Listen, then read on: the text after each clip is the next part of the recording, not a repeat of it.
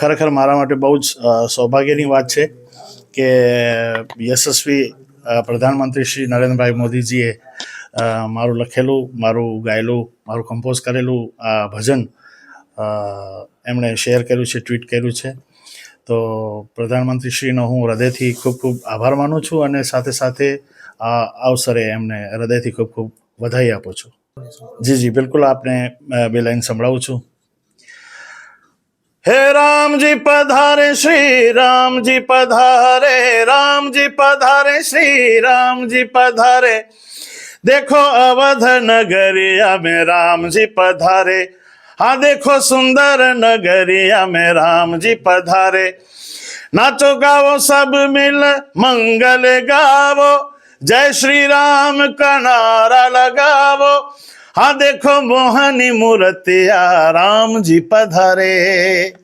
ધન્યવાદ.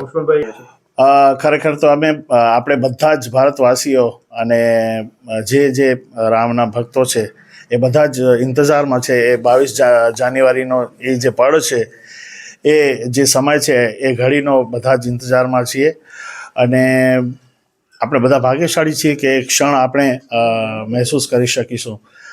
અને ખાસ કરીને આજનો દિવસ મારા માટે બહુ જ ખાસ છે કે આજે આપણા પ્રધાનમંત્રીશ્રીએ મારું ભજન શેર કર્યું છે અને આખા વિશ્વના લોકો સુધી પહોંચાડ્યું છે. તો હૃદયથી હું એમનો આભારી છું.